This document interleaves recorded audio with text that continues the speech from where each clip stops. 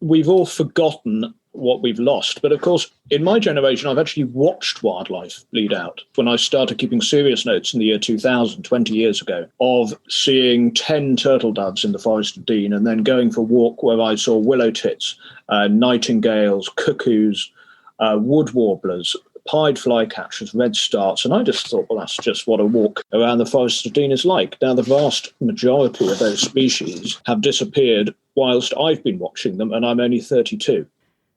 In episode 94, I speak with Benedict Macdonald, conservationist and author of the award-winning Rebirding, Restoring Britain's Wildlife. He explains how a shift in our management of land use and restoration of disappearing habitats would bring benefits to both our wildlife and our economy.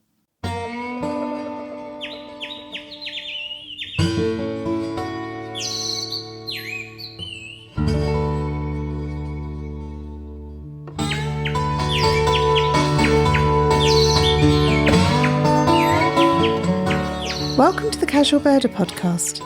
I'm Susie Buttress. As a casual birder, I take time to watch birds as I go about my daily tasks. In my show, I'll tell you about the wild birds I've seen, speak with other enthusiasts, take bird walks, and share stories from listeners around the world. Benedict Macdonald is a nature writer, conservationist, and television producer. He's also the author of Rebirding, winner of the Wainwright Prize for Global Conservation. With a lifelong passion for the natural world, particularly birds, Ben has travelled the UK, Europe, and many of the world's wilderness areas, finding and filming wildlife. Along the way, he's developed a keen passion for restoring and reversing the loss of wildlife and habitat in Britain, while also considering the needs of the human population. In our conversation, recorded last December, Ben challenges our preconceptions of the farming industry, dispels some popular myths about our countryside, and presents compelling reasons for the reintroduction and introduction of particular species.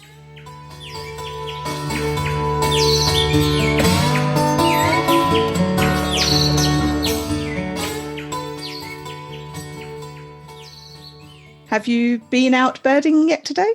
I haven't been out birding yet today. I don't go out every day. I mean, it's quite grim outside at the moment. I think everything's roosting, tucked away in ivy. Nothing much on display. Talking of the ivy, we've got a wren that's just started using our garden, and I've got an arch that's got some ivy growing up it that I'm planning to replace soon. So now I can't because the wren's using it. There are lots of misconceptions about ivy. One of it that it's sort of this evil thing that pulls everything down with it.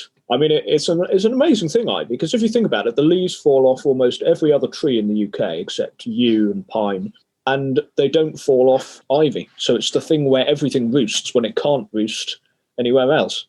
So I always think keep as much ivy in winter as you can, because there's so much in there you're not going to see. Hibernacula, bats, even smaller creatures. It is an amazing refuge, even if it always looks like it's in the act of pulling down an oak tree or whatever. So you feel it's a much maligned plant then? I do. It's like scrub. People always talk about encroaching scrub. Scrub is one of the richest habitats for birds in the UK. We just seem to like tidying it and getting rid of it. But yes, well, I don't know. I'm sure there's a time and a place for getting rid of ivy if it really is pulling your house down. I asked Ben to tell us about his book, Rebirding.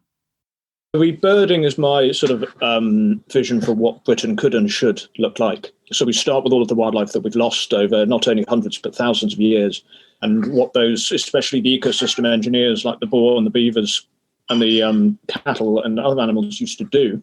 And then we look at what we could have back again in the future by thinking in a much more expansive way, a much more ambitious way about conservation in the UK, as you would see in other national parks like Yellowstone, Bieszczba in Poland, across the world. In many first world countries, they have outstanding large areas for nature. And we don't. We have lots of very nice small pockets. We have some promising larger areas, but we haven't even begun to tap into the potential of what we could have here in the UK. There will be those who wonder why we should make these changes. Why bother? It depends whether we're happy with what we've got or whether we realise that we've been robbed. My view is that if an art gallery's been robbed, however long it's been closed or its walls depauperate of paintings, it's still been robbed. My grandfather recalls clouds of butterflies, which I used to think was hyperbole until I went to Eastern Europe and realised that there are forest glades in Hungary where you can barely put your feet on the ground for fear of treading on a butterfly. We've all forgotten what we've lost. But of course, in my generation, I've actually watched wildlife bleed out. You know, I have my notes when I started keeping serious notes in the year 2000, 20 years ago, of seeing 10 turtle doves in the Forest of Dean and then going for a walk where I saw willow tits, nightingales, cuckoos, wood warblers, pied flycatchers, redstarts. And I just thought, well, that's just what a walk around the Forest of Dean is like. Now, the vast majority of those species have disappeared whilst I've been watching them, and I'm only 32. So first of all, extinction hasn't happened. Extinction is ongoing. Extinction's been going on since at least the Bronze Age in the UK, but really it's been going on since we arrived in Britain. So wouldn't it be nice to be the first generation where, after thousands of years of this, we actually turn the corner? And I think we have a duty to all our fellow species not to just have sacrificed everything for our own progress. We are a species as well. Do we not have the ingenuity to start bringing back the other species that we took away? And in my view, I think we have a moral right to do that, not only an ecological right. You mentioned that just in the last 20 years, so many species have started disappearing. Is it something that you feel has speeded up? Extinction is speeding up. If you look at the free falling populations of turtle dove, of wood warbler, of willow tit, of lesser spotted woodpecker, a huge number of species have lost up to or over 70% of their biomass in the UK since the 1970s. That, of course, is simply the sort of accelerated recent extinction connected with massive losses of invertebrate life, scruffier areas in the countryside, of the final stages of industrialising farmland. But even that is just the end of a narrative of industrialising our lands that's been going on for the best part of 200 years. The silence in most farmland is deafening these days, especially here in the southwest of England, but in most places. It's hard to describe, but, you know, farms in eastern Poland are awash with small insectivorous birds, with cuckoos, with turtle doves. And those are still productive farmed environments. There are grazed cattle pastures with wrynecks and redback shrikes in them, both of which are now extinct as breeding birds in the UK. It's not impossible to farm and have extraordinary bioabundance, but it has become impossible in this country when you put in the phosphates, the nitrates, the abamectins, the neonicotinoids. You are basically eradicating invertebrate abundance at the bottom of the food chain, and therefore birds sitting in the middle order, if you like, are basically being starved out of existence. The turtle dove has been starved due to the lack of wild weeds. I mean, who would think we would be able to weed a bird out of the British countryside? The grey partridge, for similar reasons.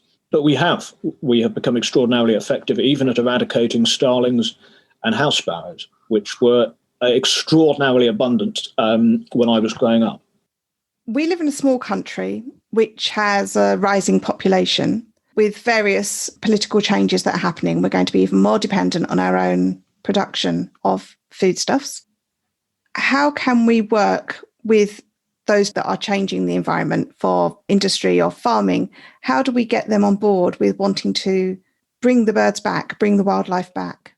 Well, first, it's worth busting a few myths before doing that. 94% of Britain isn't built upon. Only 6% is. There are enormous areas in the UK that cannot be said to viably produce even a significant percent of our diet. 8% of Britain roughly consists of deer estate, which is essentially deer plus heather in large areas of Scotland. 8% again, 7 to 8% of Britain is grouse moor.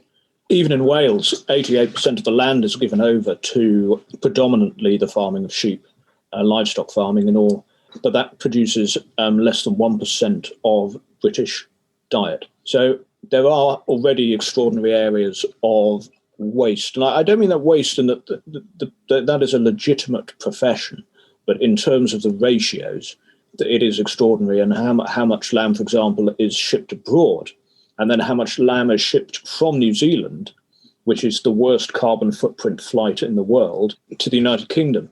We are already wasting on an epic scale as it is. So, you know, how do we produce more food? Well, firstly, the question is, do we need to produce more food? A third of our food is wasted. I mean, what I personally am trying to do is to buy directly from farmers, to eat less meat, to eat good meat, grass-fed, and to try and sponsor a much more sustainable form of grazing. Now, that's difficult, of course, because it does generally, I think we've become used to food being very cheap, being able to buy meat each day. Of course, what that leads to is simply the industrialization of the meat process. So you are turning cattle, which are fantastic, originally native species and can engender a huge amount of biodiversity gain if moved around in small groups, into a static mowing force full of chemicals like worming chemicals, ivermectins, that basically eradicate life in the soil. So it's the same animal, but it's how we're using the animal that is important, and how we're moving the animal or not moving the animal. And, even in the Lake District now, people like James Rebank's experimenting with basically moving animals much more rapidly through the landscape instead of allowing basically a habitat to be mown to the ground. You keep your animals on the move, and obviously when animals move off an area, you get a different set of outcomes. Often if you move animals off an area at the right time of year, you get, regenerating habitats like hay meadows. So it is possible, and I've seen inspiring examples in the UK, but far more examples in Eastern Europe, where it's much more of a common thing, that you actually have farms are not feeding supermarkets or feeding an international market. They are feeding local villages and towns within a radius of where that farm is. Now, I realise that will be a very difficult thing to return to, but I do think it's something worth holding out for. And also, remember, chemical input is not necessary to food production. So I'm not a vegetarian. I wouldn't criticise anyone who was, but I think the more we can eat British food relative to its sustainability, the better. There is, of course, a lot to be said for veganism, but a lot of products, such as soy, of course, carry absolutely enormous environmental costs. We're just outsourcing those environmental costs to other countries. Palm oil, many of these ingredients end up trashing somewhere else. So I think less and better meat seems to be the mantra of most of the more progressive farmers who I've met, and less input into the lands, phosphates, nitrates, ivermectins, neonicotinoids. We've been very good at farming in Britain for hundreds of years without needing those. And even if you look at high yield produce, even in Wiltshire, I know brilliant organic farmers who are producing a high yield of cereals without now needing to use glyphosate, which is another devastating chemical for the natural world. But I think we should tackle the areas where either there isn't any farming, but it's still a waste, like the deer estates, or the outcomes of farming are so poor that they actually affect other people's quality of life. For example, the really steep fells in the Lake District, their being denuded by sheep has an enormous social, environmental and ecological impact for everybody else. And that isn't fair, and that isn't right. And we need to make sure that those steep hills are forested again, as they always used to be. Not only because I like the idea of there being goshawks and golden eagles in those woods, but perhaps more importantly, so that people's villages don't flood. And we are future-proofed in an age where we know we are going to have chronic drought, but also spells of chronic flooding. Weather is going to become more extreme, not less. We know this. And we need to prepare for that, which of course brings us to the one animal that can help farmers prepare for that, and that's the beaver. So you mentioned before about beavers being an eco-engineer of the countryside. So how does that help? Beavers have been sort of accepted as cornerstone species in most parts of the world where they've recovered their range, from the United States to Estonia, Poland, Germany, for quite some time. It's only in the UK we seem to have really struggled with bringing back the beaver, although that tide is beginning to turn, and many inspirational people like Derek Gow and the Beaver Trust and many others have really pushed hard for this. But it's amazing how hard we've had to struggle to point out something that is really quite straightforward. I mean, beavers essentially slow the flow of water. You could say they create flooding. Well, that depends. Flooding is a term for whether you want that land to be flooded or not. But essentially what they create in farmland is aquifers. So, for example, and there's a fascinating example of this at the Cornish Beaver Project, whereby what was a torrential straight stream through farmland, which is of very little use to the farm at all, has basically turned from a stream into a complex set of wetland lakes. Now, beaver dams don't block water, they slow water. So from an ecological point of view, those woodland riverine lakes, which have been created entirely by beaver dams, are absolutely hopping, literally, with fish They're the fishing grounds for kingfishers. Willow tits have recolonised, the willow coppice created by the beavers. But the advantages for farming are also extremely beneficial because you have on the land effectively an aquifer. So water is slowed down, it comes down the stream more slowly, and it leaves more slowly, which alleviates flooding. So it's been calculated that even allowing beavers 10 metres on either side of an existing small watercourse is enough for them to go from being a pain for farmers to a benefit, especially for upland farmers, especially in areas, the hilly areas, west of England and the Lake District, prone to flooding and going to be more prone to flooding, as we know. Allowing beavers to slow the flow of water is entirely the interests of most farmers most of the time. Obviously, there are places in Lincolnshire where beavers could jeopardise important land drainage. And conservationists have a responsibility, firstly, to put beavers into the right areas. Secondly, to accept that it is a hugely industrious animal that can do a lot in a short space of time. They don't need to be shot with shotguns, but they can be recaptured, as they are in many countries. So they'd be recaptured and then relocated elsewhere where they're more suitable for the environment. These are such important animals. The idea of killing them unless absolutely necessary is repugnant, although it is easy. There are many people who would be willing to translocate beavers. They are easy to recapture alive. And in my view, that's what we should be doing. But what's key is that we get beavers out of these experimental enclosures and into the wild. We know what beavers do. It will be a little bit like putting a wheel on a car in a factory in the United Kingdom and testing it to see if the wheel does the same in the UK as it does in Germany or France or North America. Of course, we wouldn't do that because that's absurd. So why are we doing it with beavers? In Nebraska, as early as the 1940s, farmers realised that if they were to have a future farming the land, the only animal to really help them was the beaver. Beavers were literally parachuted in to river systems in North America because it was realised that they do for free a service that humans struggle to recreate, even if they're being paid. So there are a few free wins in the world of rewilding, but I think beavers is definitely one of them. I think we know the public battle is won. And hopefully it's just a case of the bureaucratic battle, which always takes longer. That's one species that can make a big impact on quite a large portion of our landscape. And you've talked about farming areas. What about urban areas? I know you mentioned a statistic earlier that only 6% of the country is urbanised. So that's a 6%. Then you mentioned 12 to 14% are taken up with deer and grouse. And then there's the sheep areas. So what's the rest of the country made up from? Well, the small areas that are genuinely given over to natural processes, such as salt marsh and reed bed in East Anglia, lovely places like the New Forest with, tracts of original deciduous wood pasture, and obviously fragments of habitat spread around the country. My conclusion from Rebirding was that outside of the 6%, the vast majority of Britain is one kind of farm or another. You have deer estates where essentially deer are being farmed to be shot, grouse moors where all of the outcomes are rigged so that densities of red grouse are artificially high. The red grouse in Scandinavia, known there as the willow grouse, the same species, is not supposed to be enormously common. There's supposed to be a few of them. And of course, enormous areas are written off for spruce forestry, not just forestry, which we need, but particularly spruce. An area 3 times the size of the Lake District is smothered by spruce. This is a blanket plantation that gives terrible outcomes for wildlife. Then the rest, of course, an extraordinary area covered by sheep farming, cattle, and arable. And that essentially is it.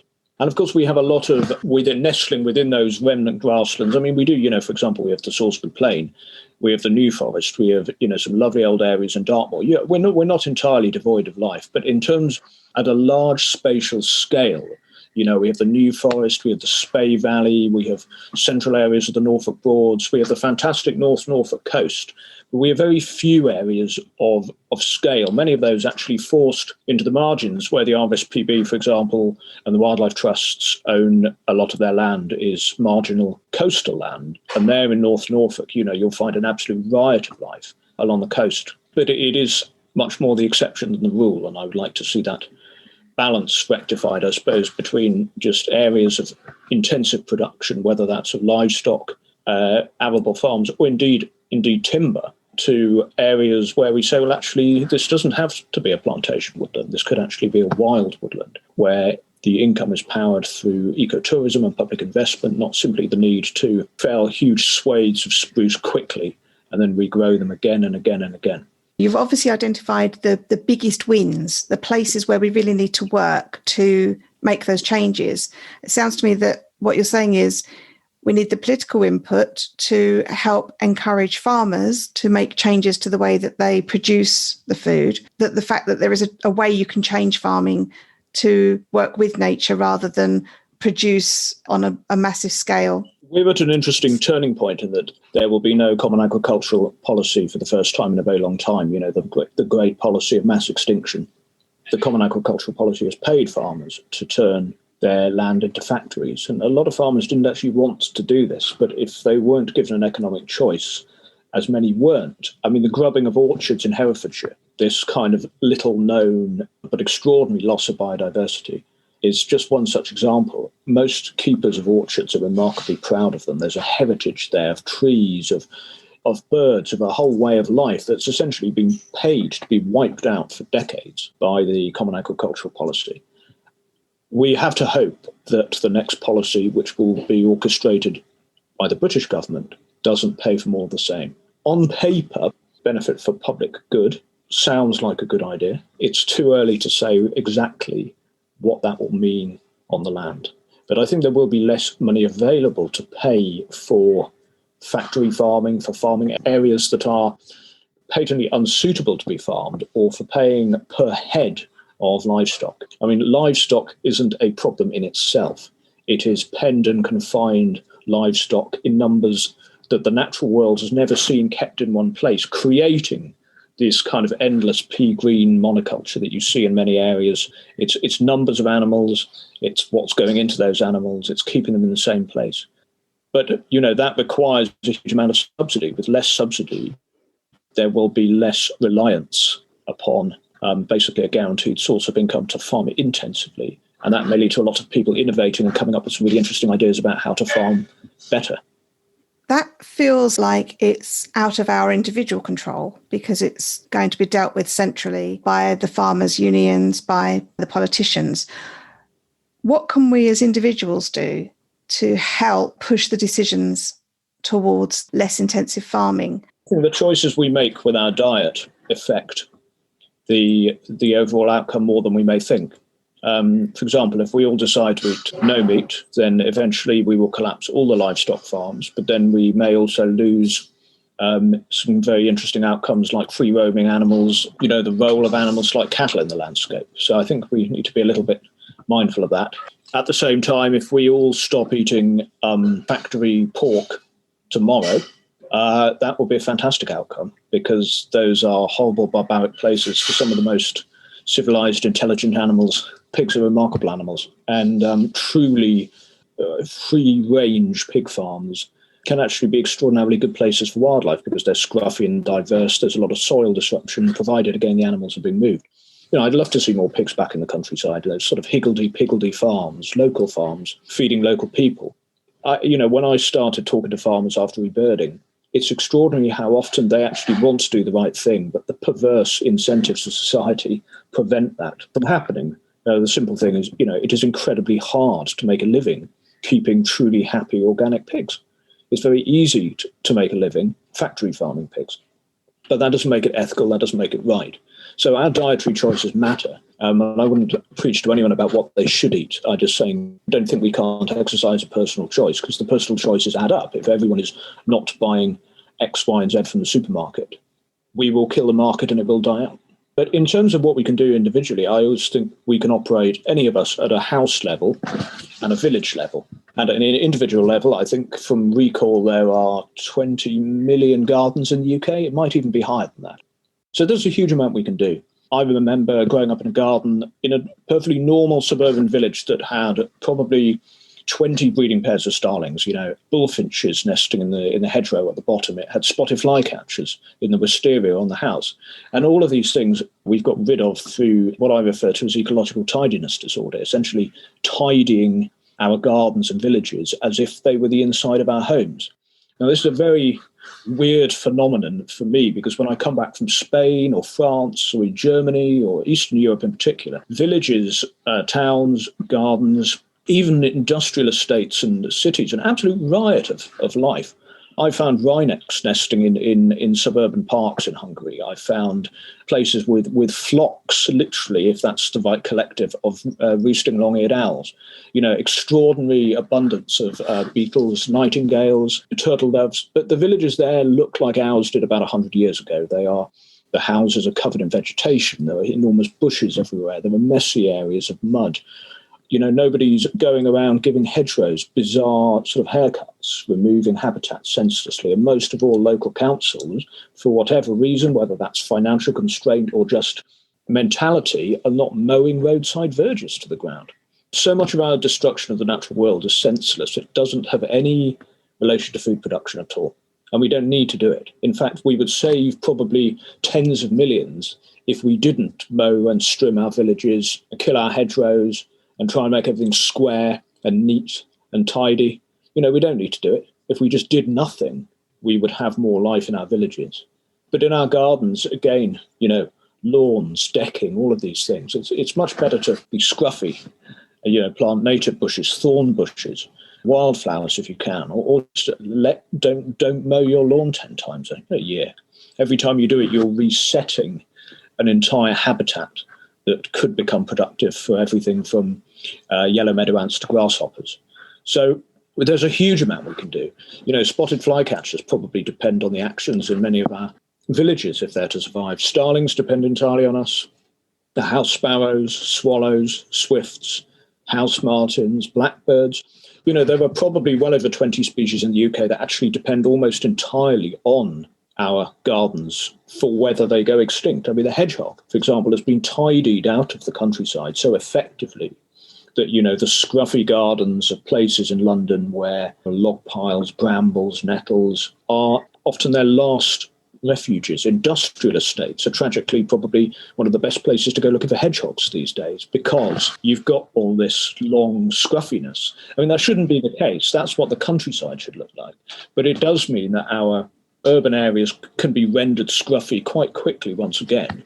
And you see extraordinary benefits for biodiversity and bioabundance quite quickly. So I don't think anyone should give up and feel that just because they can't rewild grouse more, that they can't, take control of their garden, the amount of ivy on their house, put up nest boxes for house sparrows. We can rewild at every conceivable scale, in my view.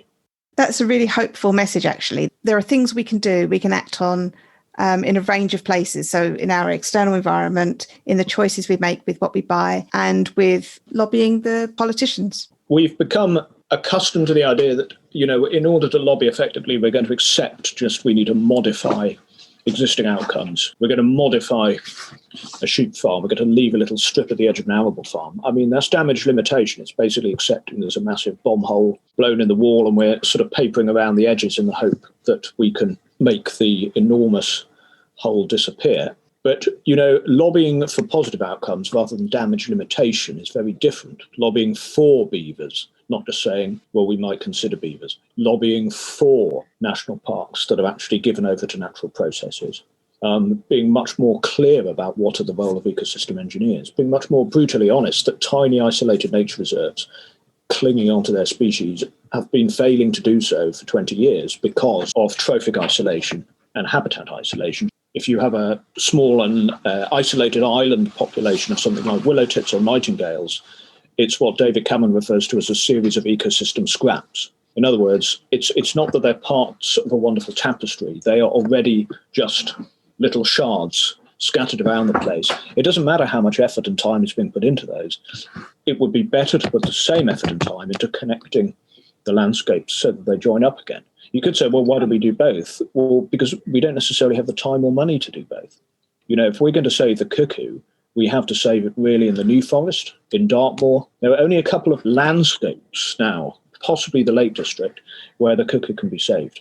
There may be lots of individual farms with one or two pairs of cuckoo, but really, we need lots of birds in one place in order to be effective. So we need to lobby for the right things. We need to lobby for landscapes. We need to lobby for species reintroductions, whether that's the ruff or the Dalmatian pelican. We need to be ambitious because we've lost so much. We've become very tied to protecting the tiny amount that we have, which is species protection and conventional conservation, rather than looking at what we could have back, which is restoration. And it's just what I find much more interesting. I can think of 20 places near me that probably have enough habitat for 1 or 2 pairs of willow-tit, which we could consider reintroducing. But what would be the point? Because you need a population that's, probably any of these small birds, 50 to 60 pairs in one place, if not 80 to 90 pairs in one place, for it to be worth it. We know, for example, there are some species like the red-backed shrike that probably could be put back because they can actually breed at a very high density. There are other species like the Dalmatian pelican. When you actually study where the Dalmatian pelican, the greatest bird ever to have lived in the UK, is breeding in Greece, Albania, Montenegro, the areas are actually smaller than we have in the Norfolk Broads and the Norfolk coast. So in some areas, the habitat is already sitting there and waiting. Certainly for me, the wryneck, the red-backed shrike, the ruff, the black-tailed godwit, and the Dalmatian pelican, to name but a few, could already be returned to large areas. Also, birds of prey like the golden eagle could be returned to Exmoor and Dartmoor quite soon because they weren't eradicated due to a loss of habitat. They were simply killed by us. The white-tailed eagle, a very common eagle conventionally. If you go to Russia or places like Belarus where they haven't hunted them out, that is a large bird that's designed to be common. It's a scavenger. It's supposed to be all over the place. So, we must remember that the habitat needs to be there at sufficient scale. But once it's there, I think we have a duty to then put the, exhibits back in the art gallery. It's really exciting to think what we could do if we work together. You've been using your voice to make people aware of what we could do. What are the actions that we should do individually next? Yes, we've talked about what we can choose to eat. We've talked about what we can do with our gardens. How can we ensure that the next layer of decisions are made? How do we ensure that they don't just replicate what's been happening because it's the simplest route?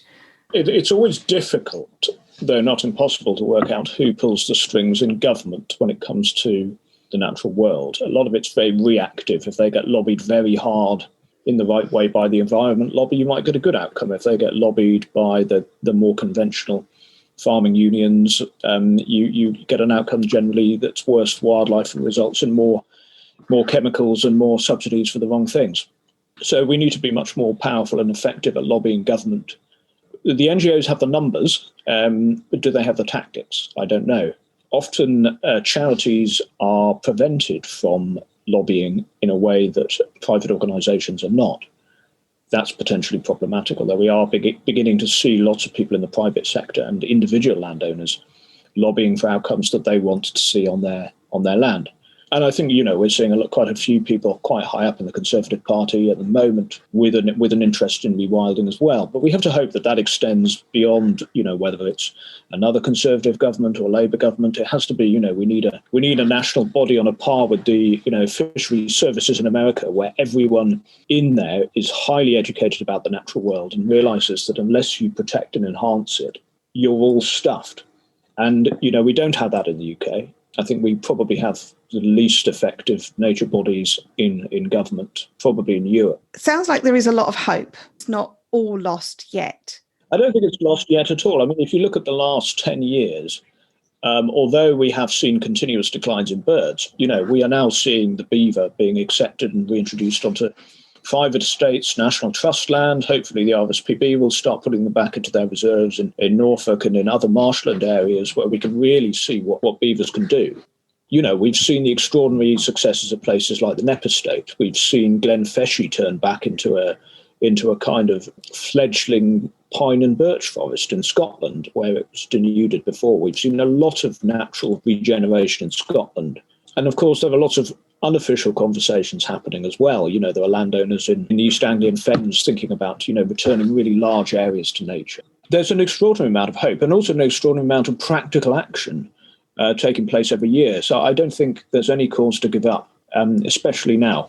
That's a really positive note to end that on.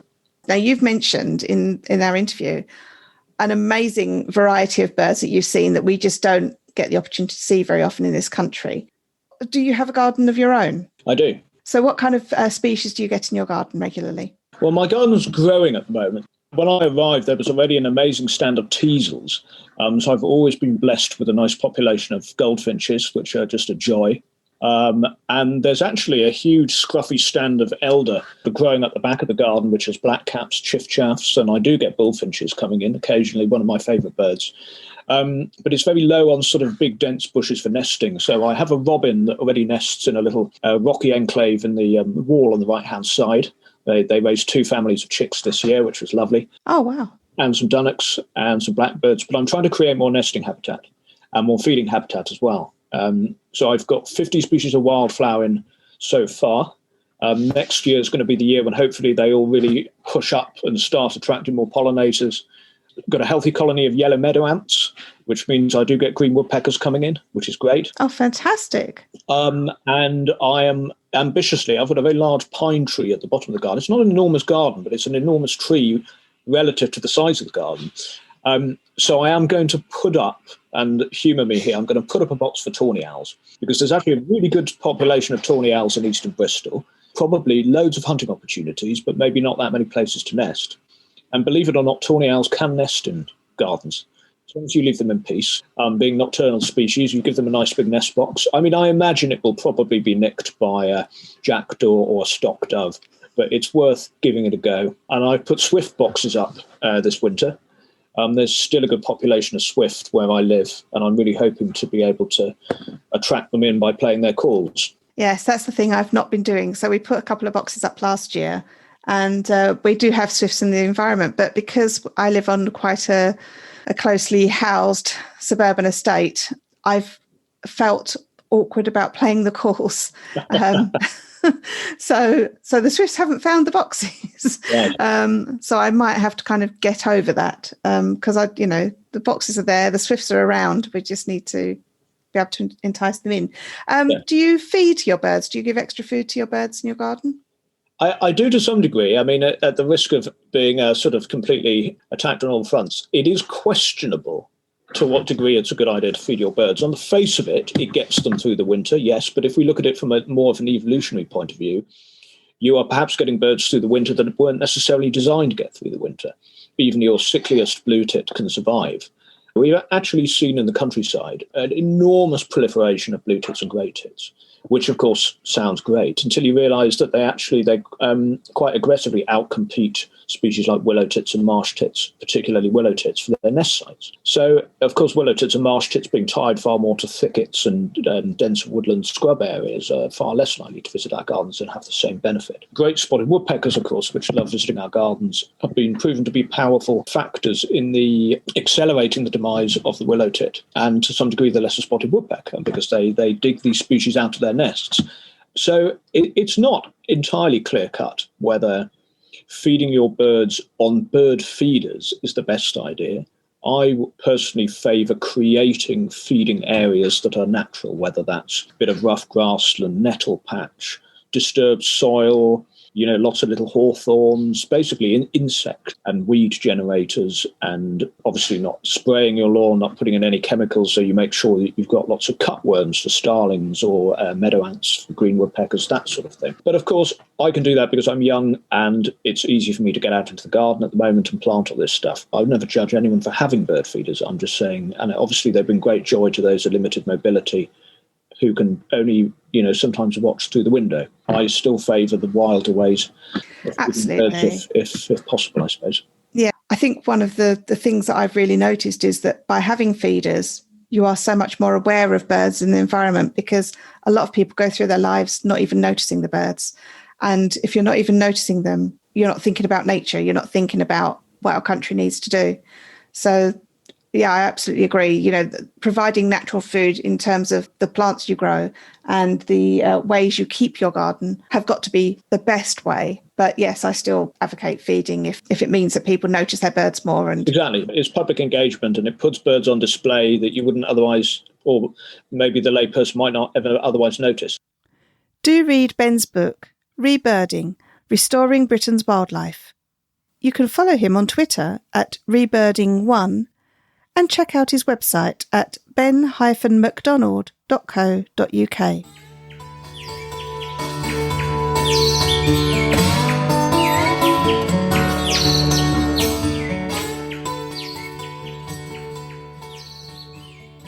Do let me know what birds you've seen recently. I love to hear about them. Tag me in your posts about birds on social media, or tell me about them in a voice message using SpeakPipe at casualbirder.com. And have you signed up for Casual Birder Weekly, the show's newsletter? Each week I share my birding news, tips to help you get the best birding experiences, recommendations for other podcasts or books I've enjoyed, and I let you know about our group birdwatch events. Sign up now. All links are in the episode notes. Make sure you don't miss any episodes by following the show wherever you listen. Thank you to Randy Braun for designing the artwork for the show. The theme music is Short Sleeve Shirt by the Drones. Thanks to them for letting me use it. Check out their website at dronesmusic.net. Thank you all for listening, and I hope you'll join me again for another episode of the Casual Birder podcast.